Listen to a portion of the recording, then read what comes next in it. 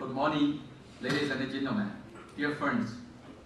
I'm very delighted to be here, attending the third China-India-Singapore Dialogue on Higher Education, and I'm honored to give a presentation on Chinese higher education reform and development.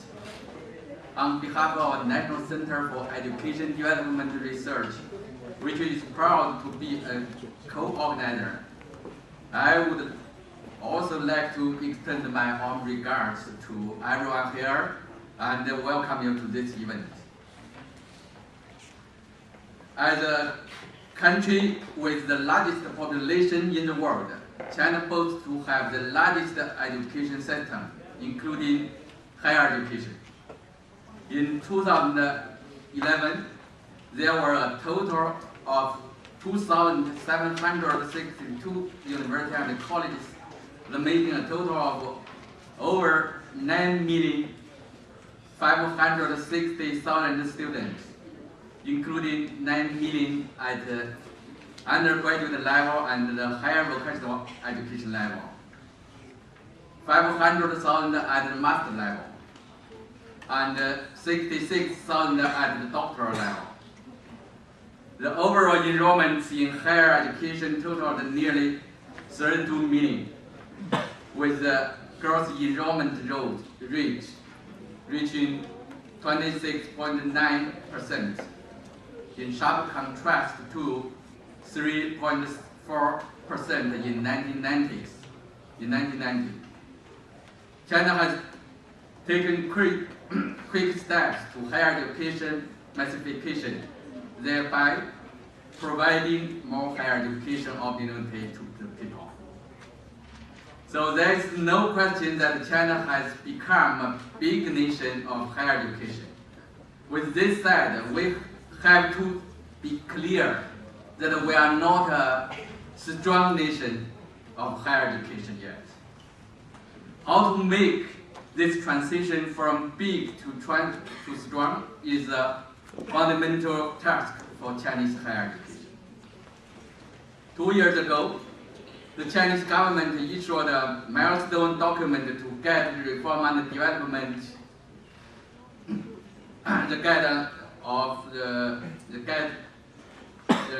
reform and development of Chinese education for the following decades.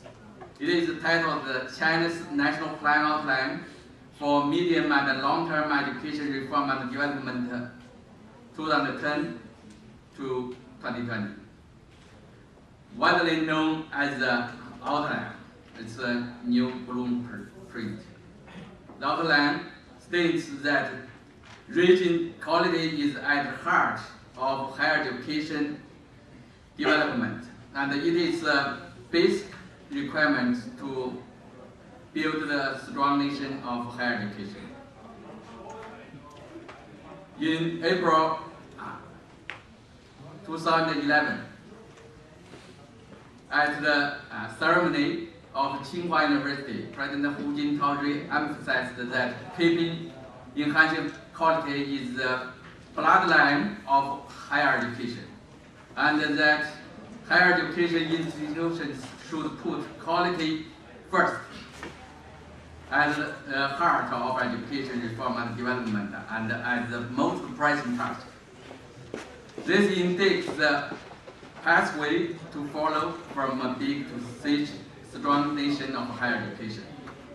Specifically, it includes deepening higher education reform, transforming the development modes, and thus take the roots of quantitative development with quality enhancement at the heart. Higher education takes the lead role in education course.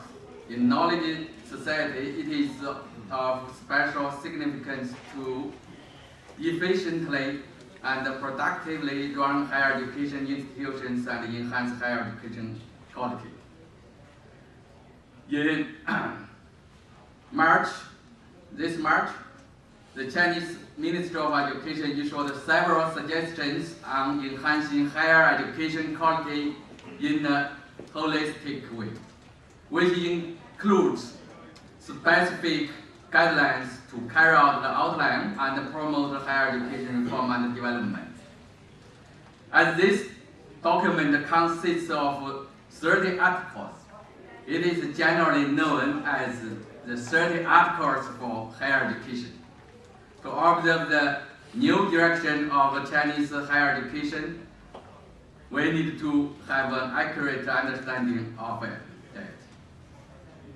Now, I will take this opportunity to provide an overview of the most important strategies and reforms that are currently taking place in Chinese higher education, which are stated as follows. The first strategy is to stabilize the scale of higher education. Just now I mentioned Chinese higher education scale is increased rapidly.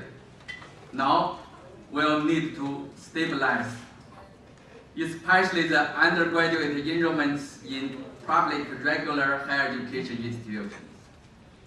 By 2020, the total higher education enrollments will increase to 35.5 million from the current 32 million, which is the growth primarily taking place in higher vocational education, just like our polytechnic. Continuing education, professional education at graduate level, non-governmental education, and Sino-foreign joint education. Along with establish the skill, we will focus on enhancing quality. And the second strategy is to optimize the structure and promote the positive interaction between higher education, economy, and society. Especially, this includes three parts. First, in terms of adjusting the structure of specializations. In this September, the Chinese Ministry of Education issued the regulations on the administration and the establishment of undergraduate programs. Before, if a university wants to have a new major, need to get the approval from Ministry of Education. Now, do not need. And we published a new revised guideline and catalog of undergraduate program in regular higher education institutions, covers 12 disciplines spanning 92 clusters of majors and 506 majors. Another initiative is to institutionalize an annual reporting on graduate employee ability and on provision and demands for talents in major industries.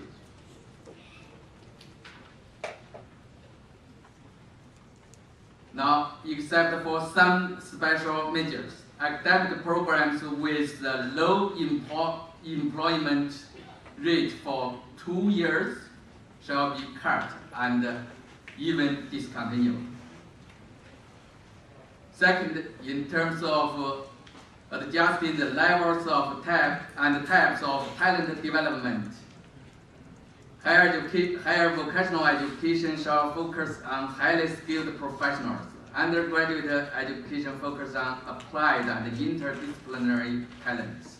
Master level education will increase the professional degree parts. And doctoral education focuses on enhancing ability in research and innovation. In particular, there has been dramatic change in professional degree education since 2009. In 2011, the varieties of professional education programs at graduate level increased to 39, from 9 to 39. And the new enrollment in professional education programs increased to 32% of the overall new enrollments. By 2015, this percentage will go up to 50%. And Shanghai now has already realized this goal in advance.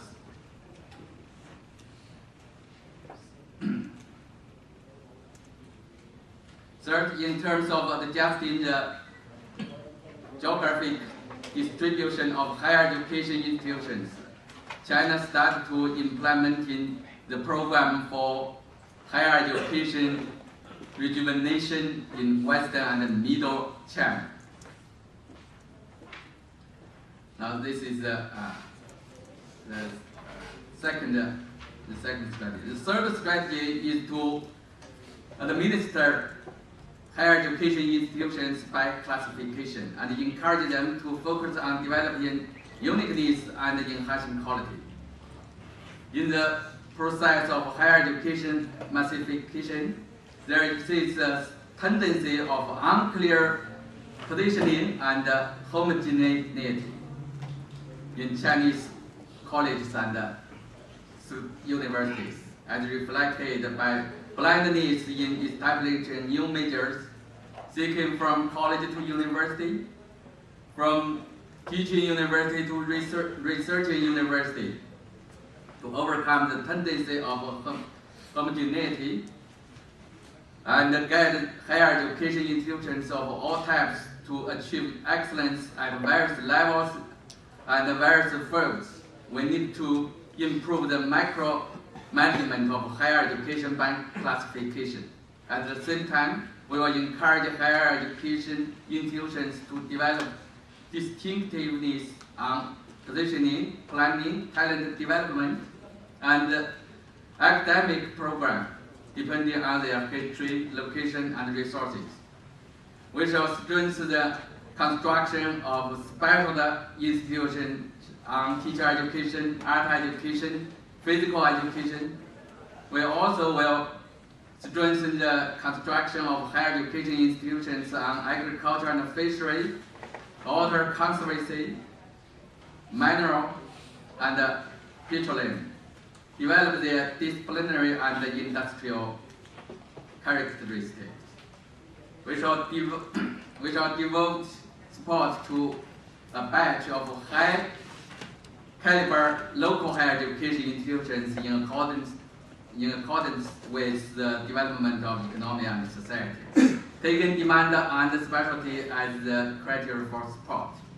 We shall advance the program on the construction of national exemplary higher vocational education institutions. The fourth strategy is to transform the modes of talent development, increase the standard and enhance the quality for talent development. The quality of talent development is the foremost indicator of higher education quality and is where research, public service, and cultural inheritance and innovation head. First of all, establish a scientific view which emphasizes moral education, capacity building, and development in a holistic way, and especially emphasize on fostering students' social responsibility, innovativeness, and practical ability. Second, take undergraduate teaching as the most elementary task. Universities and colleges should have a policy for professors to teach undergraduates and make it as a regular practice for the most distinguished faculty members to teach freshman classes. This maybe it is not a problem in NUS, but in China we need to emphasize it. Also, we have asked colleges and universities to make their annual report public on the quality of undergraduate teaching. Last year, 39 Project 985 universities publicized their annual report, And this year, all Project 211 universities will do the same. Third, innovate the modes of talent development. Since 2009, we have implemented the pilot program for the development of top students in basic science and choose 19 universities in the fields such as math, physics, chemistry, biological science, and computer science. Maybe I think just like our Vice President, the NUS Vice President just mentioned the broadly educated. With the tutoring system, small class, customization,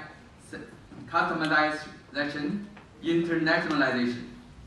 Since 2010, we also have implemented the program for the development of distinguished students in applied science, including sub-programs such as distinguished engineers, distinguished doctors, distinguished law professionals, and distinguished agriculture and fishery professionals.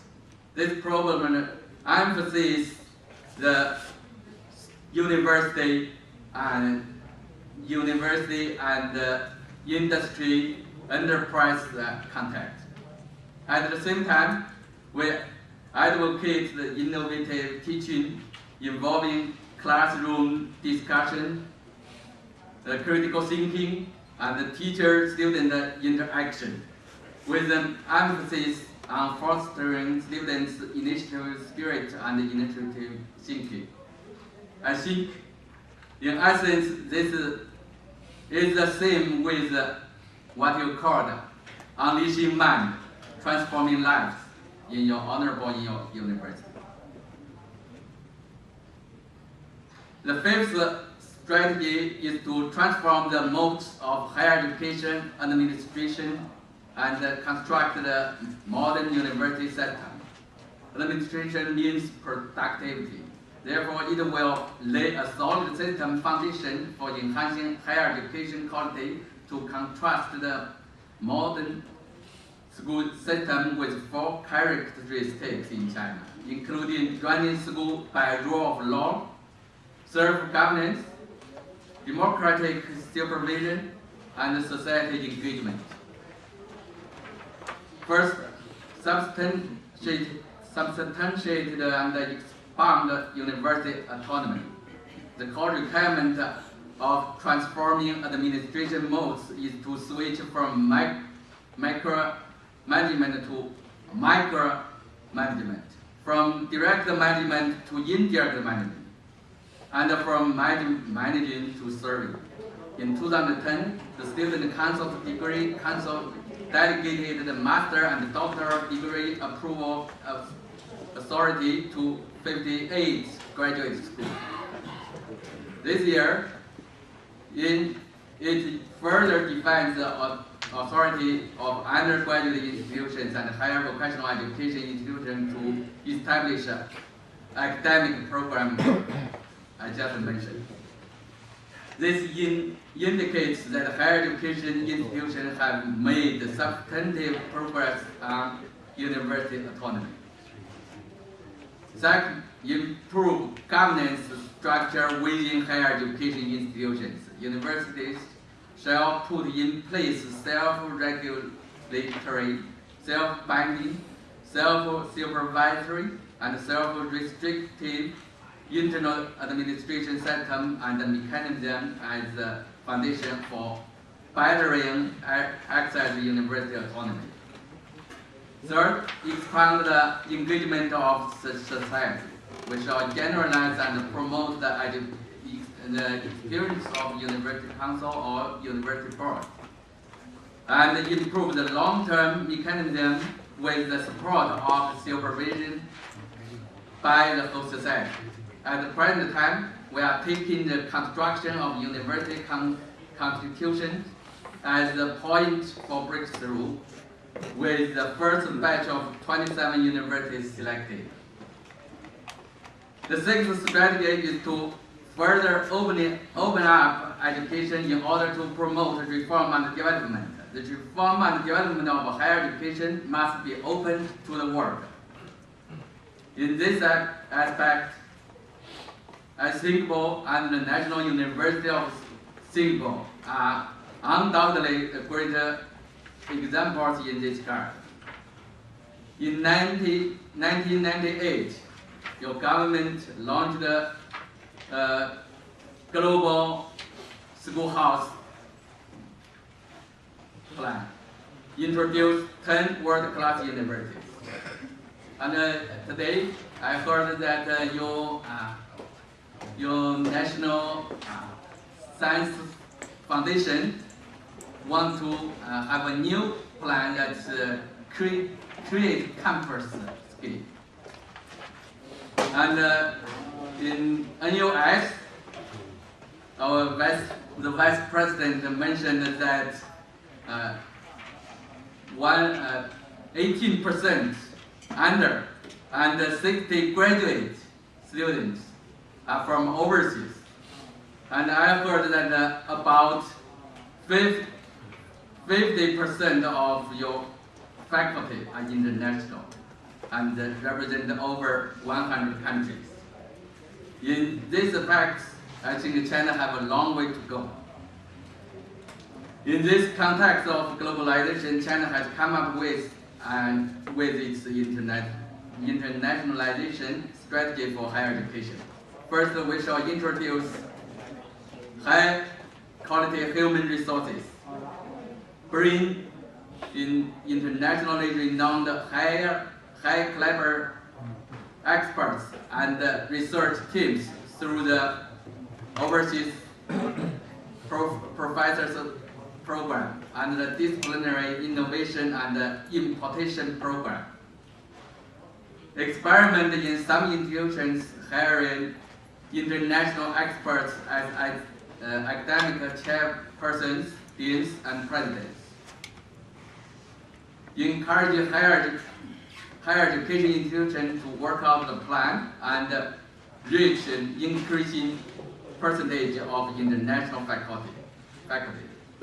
Second, we shall increase the standard for Sino-Foreign joint schools. Last year, the Chinese Ministry of Education approved the establishment of New York University Shanghai and Peking University Wenzhou, both of which are independent Sino-Foreign joint institutions. This year, Ministry of Education approved the establishment of an independent Duke University in Kunshan and 3 high caliber joint schools without independent legal status. A broader range is in Sino-Foreign joint program with 86 programs recently approved in June 2012. Third, we shall forcefully implement the Go Global strategy. We shall continue with the government-sponsored study abroad program. This year, the amount will increase to 16,000. Continue to support student and faculty exchange, credit recognition, and joint degrees between Chinese and foreign colleges and universities. Support higher education institutions to establish the overseas campus and continue to do a good job with overseas training program for university professors and presidents. Last year, we together totally we have 340,000 Chinese students are overseas for study.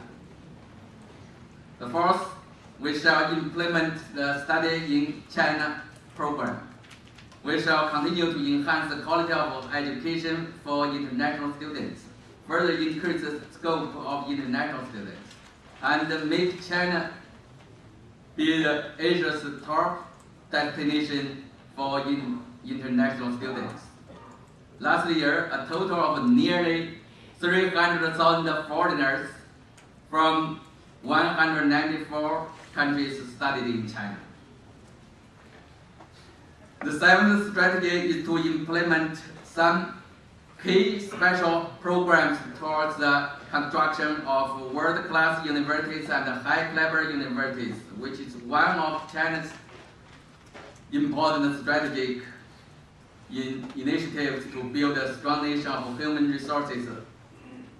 First, we will continue to implement the Project 985 and the Project 211. Second, we shall stress the disciplinary orientation. For example, we shall implement platform building for the innovation of strong disciplines while continuing with Project 985 and implementing the unique and key disciplines program while continuing with Project 211. Third, we shall encourage the synergistic innovation mechanism. As last year, President Hu Jintao advocated forming strategic consortium for synergistic innovation in order to promote resource sharing and improving the scientific level. In the past May, the government officially launched the program for enhancing innovation in higher education institutions, widely known as Project 2011. Carrying out Project 2011 needs to have synergistic innovation as the theme, addressing major national issues as the starting point, enhancing innovation in talents, disciplines, and research as a core task, reforming system and mechanism as the point of breakthrough, and employing synergistic innovation centers as a vehicle for implementation. And the eighth strategy is to strengthen the teaching force and provide human resources assurance for the enhancement of higher education quality. Teachers are the primary education resource and the key to enhancing higher education quality in a holistic way. I think maybe due to the time limit, I will omit this part. Above 8 is the other most important developments in Chinese higher education policies. I expect some inspiring discussion in the question and answer session, and I can answer your question. Thank you.